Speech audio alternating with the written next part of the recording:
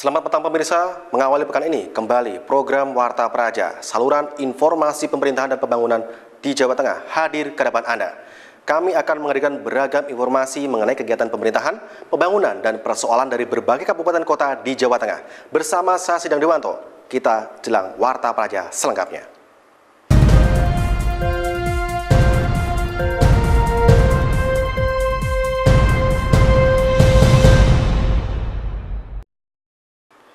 Pemirsa, di tengah gencarnya sosialisasi pajak khususnya terkait SPT tahunan, ratusan banner sosialisasi SPT tahunan di Kabupaten Temanggung diturunkan paksa oleh Satpol PP. Penurunan paksa tersebut dilakukan karena banner ini dipasang di tempat yang menyalahi aturan. Salah satu petugas dari Satpol PP Kabupaten Temanggung ini langsung menurunkan paksa banner sosialisasi SPT tahunan di Jalan Jenderal Sudirman milik kantor pajak Pratama Kabupaten Temanggung. Petugas terpaksa melakukan tindakan tegas karena banner sosialisasi dipasang menempel di pohon areal jalur hijau tepi jalan. Petugas Satpol PP setidaknya menurunkan paksa puluhan banner layanan masyarakat tentang pajak. Tidak hanya di Jalan Jenderal Sudirman saja, seperti di ruas jalan protokol Kota Temanggung. Namun, pemasangan sosialisasi pajak dan banner lainnya yang tidak sesuai aturan pemasangan. Melihat hal tersebut, petugas Satpol PP melakukan tindakan tegas. Menurut Kepala Satpol PP Temanggung, Endro Basuki, pihaknya telah melakukan koordinasi kepada kantor pajak Pratama Temanggung dan pihak ketiga yang memasang banner tersebut. Namun setelah 2 kali peringatan tidak digubris, Satpol PP terpaksa menindak tegas dengan mencopot banner-banner yang terpasang yang tidak sesuai aturan pemasangan. Dalam rangka apa, Pak? Tentunya ini sudah kita peringatkan kepada Mbak Ulan itu selaku apa, Pak? IO untuk di pihak ketiga kan dari Dirjen Pajak Adit saya terkait dengan itu bahwa pemasangannya dia adalah salah melanggar. Dia ditempelkan di pohon, diikatkan di pohon atau juga di taman. Itu yang sebetulnya harus kita bersihkan. Dari razia ini, Satpol PP Temanggung setidaknya mengamankan sekitar 120 papan reklame baik berupa banner, poster maupun spanduk yang menyalahi aturan pemasangan. Priyo Budi Santoso melaporkan untuk Cakra Semarang TV. Pemirsa, pembangunan jalan tol Semarang-Solo ruas Bawen Salatiga terancam molor penyelesaiannya lantaran warga desa Sukoharjo, Pabelan Kabupaten Semarang sejak Januari lalu memblokir akses jalan masuk proyek hingga kendaraan tidak bisa lewat. Warga menuntut pengelola proyek jalan tol Semarang-Solo ini untuk memenuhi kompensasi dan pengembalian fasilitas umum yang rusak akibat proyek jalan tol tersebut. Warga Desa Sukoharjo, Kecamatan Pabelan, Kabupaten Semarang, sejak Januari lalu memblokir area jalan masuk proyek jalan tol Semarang-Solo, ruas Bawen Solo 3. Dengan membentangkan spanduk, mereka menuntut pengelola proyek jalan tol untuk memenuhi kompensasi dan mengembalikan fasilitas umum yang rusak akibat proyek tol yang dijanjikan sebelumnya oleh Transmarga Jateng selaku pengelola jalan tol Semarang-Solo. Dilarang, Mas. Ini Tuntutannya apa, Pak? warga menghendaki adanya bangunan fisik yang dibangun oleh warga itu untuk diganti sesuai dengan aturan yang ada. Tidak meminta yang muluk-muluk sesuai dengan apa yang menjadi acuan dari pemerintah Kabupaten Semarang. Warga meminta ganti rugi karena wilayahnya terkena debu, kebisingan, jalan becek sehingga susah dilewati warga. Selain itu, penggantian fasilitas umum meliputi jalan ke arah mata air Sendang, jalan aspal kampung, dan jalan-jalan menuju ke sawah. Itu dampak daripada hambatan ini ya otomatis progresnya menurun gitu. Nah itu bisa terkejar nggak Pak? Ya insya Allah kalau fasilitasi oleh Bapak Kapolres ini bisa hari Senin bisa terlaksana, kami kira masih ada waktu untuk bisa kejar. Dengan adanya aksi pemblokiran proyek pembangunan tol ini, proses penyelesaian yang ditargetkan selesai menjelang arus mudik Lebaran tahun ini terhambat karena kontraktor tidak bisa meneruskan pembangunan sejak Januari lalu. Bukan kita perlu mengundang orang yang langsung bersentuhan dengan tanah tersebut. Jadi kemarin kita undang secara ini kan sebetulnya undangan belum resmi. Kita hanya undang lewat ini, mari kita untuk duduk bersama untuk bicarakan masalah yang ada. Pencabutan patok pemblokiran ini akan dilakukan jika ada kejelasan tentang penggantian fasilitas umum maupun uang kompensasi yang telah dijanjikan pengelola jalan tol. Agung Nugroho, Cakra Semarang TV. Fasilitas umum banyak yang rusak. Pemkot Semarang pasang CCTV. Informasinya usai jeda, tetaplah bersama kami.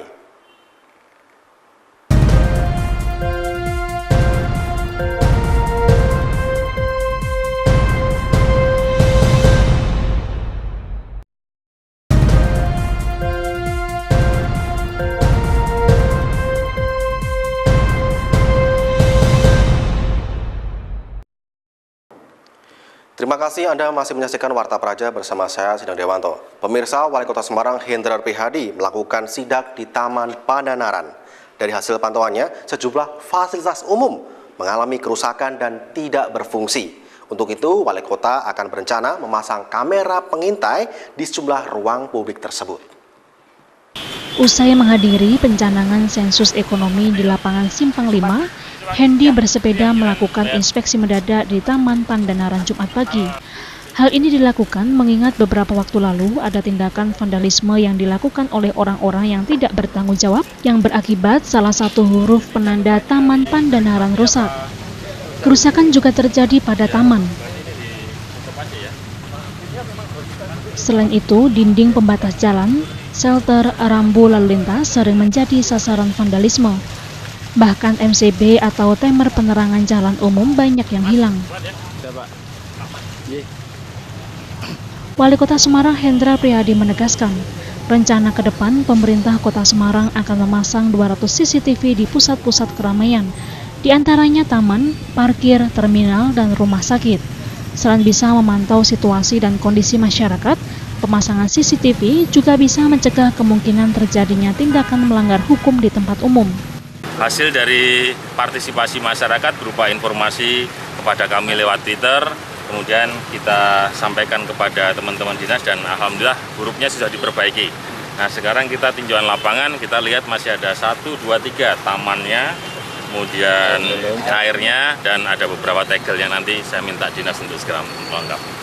Sementara permasalahan air siap minum yang mengalir di Taman Pandanaran, Hendrar Prihadi meminta agar PDAM bisa memfungsikan sarana tersebut segera. Heri Riana, Cakra Semarang TV. Pemirsa, rencana pemerintah yang akan menaikkan tarif BPJS per 1 April mendatang direspon masyarakat luas, khususnya kalangan menengah ke bawah. Mereka berharap dengan adanya penyesuaian iuran BPJS yang berlaku efektif mulai 1 April mendatang akan dibarengi dengan pelayanan dan kemudahan dalam pengurusan. Rencana kenaikan tarif BPJS per April mendatang mendapat berbagai respon, khususnya kepada pengguna BPJS. Seperti yang tampak di sebuah klinik pengobatan di Jalan R. Suprapto Purwodadi, Grobogan, Jawa Tengah ini. Dari kurang lebih 4.000 pasien, 600 sampai 800 pasien menggunakan jasa BPJS. Para dokter yang melayani pasien BPJS mengaku tidak ada pengaruh secara langsung tentang kenaikan tarif. Namun mereka berharap untuk lebih memikirkan nasib warga yang tidak mampu dan berkeluarga banyak. Karena secara tidak langsung setiap bulan penghasilan mereka akan terpotong. Secara medis buat kami tidak ada masalah kalau dari dokternya. Tapi yang kita patut pertimbangkan adalah dari masyarakat kelas menengah ke bawah. Jadi dengan adanya kenaikan itu, saya kira akan sedikit atau mungkin bahkan sangat memberatkan untuk kenaikan iuran BPJS itu. Karena kita ketahui bahwa penghasilan mereka akan dipotong setiap bulannya. Sementara untuk para pasien pengguna BPJS tidak keberatan dengan kenaikan premi BPJS asalkan pelayanan diperbaiki serta beberapa pengurusan tidak berbelit. Diharapkan sistem juga lebih baik dengan penggunaan kartu tersebut sudah bisa menikmati fasilitas sesuai dengan yang dibayar. Ya, menurut saya tuh harus diimbangkan dengan fasilitasnya, seperti kan BPJS naik, itu harus diimbangi dengan semua apapunnya itu lebih baik lagi dari sebelumnya. Emang kalau di sini nggak dipersulit, tapi terlalu banyak persyaratan kalau mau periksa kayak mau masuk rumah sakit. Manut ya. Hanya mungkin apa kalau ketika naik nanti BPJS-nya harapannya seperti apa? Nanti pelayanannya BPJS nggak susah. Sekarang memang seperti apa Mbak susahnya? Kadang susah mencari rujukan, juga kadang kan susah. Sesuai Peraturan Presiden Nomor 19 Tahun 2016 tentang perubahan Perpres Nomor 12 Tahun 2013 tentang jaminan kesehatan, untuk kelas 1 dari tarif 59.500 menjadi 80.000. Kelas 2 dari 42.500 menjadi 51.000 dan kelas 3 dari 25.500 menjadi Rp30.000. Eko Agung Suryanto, Cakra Semarang TV. Jangan beranjak dari tempat duduk Anda, karena kami masih menyimpan informasi menarik lainnya. Tetaplah di Warta Praja, saluran informasi pemerintahan dan pembangunan di Jawa Tengah.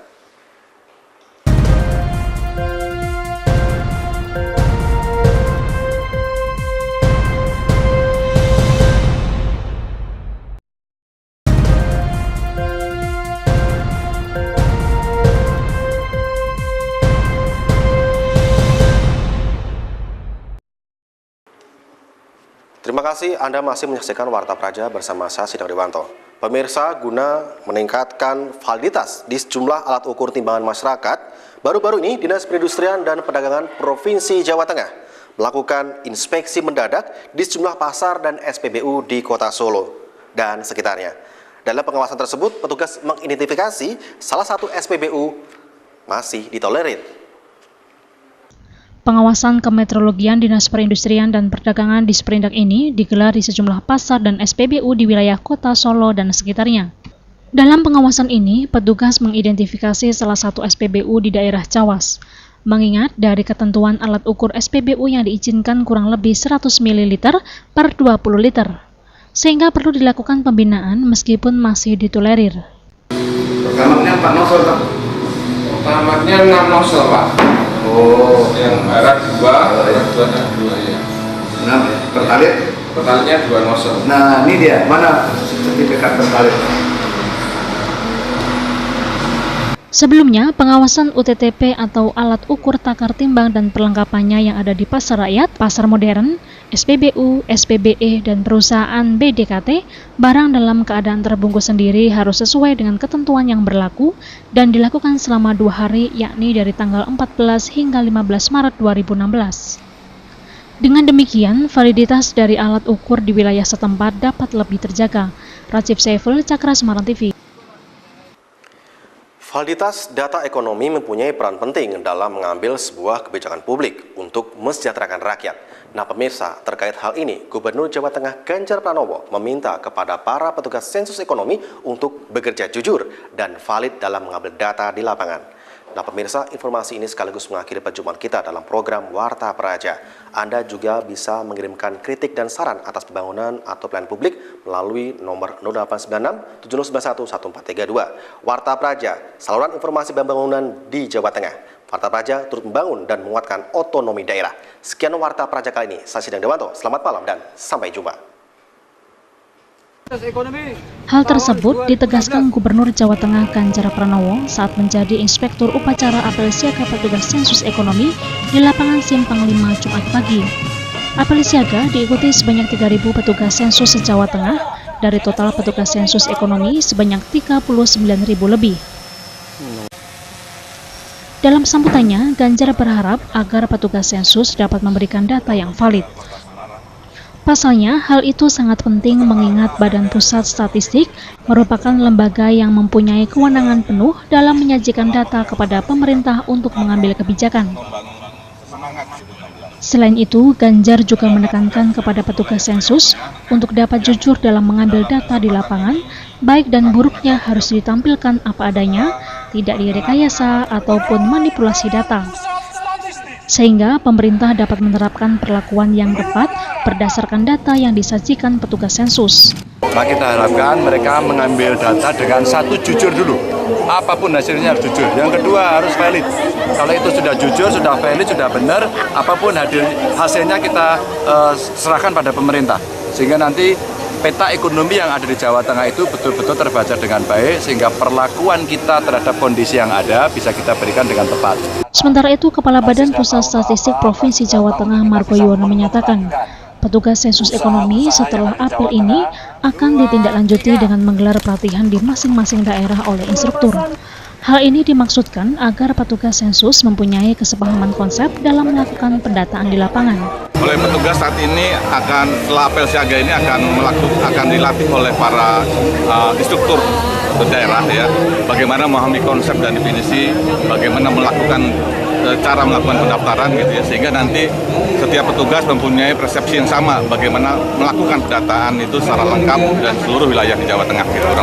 Sensus ekonomi merupakan landasan penyusunan kebijakan dan perencanaan pembangunan nasional maupun regional. Sensus ini sangat penting untuk pendataan seluruh sektor usaha secara menyeluruh, guna melakukan perencanaan pembangunan.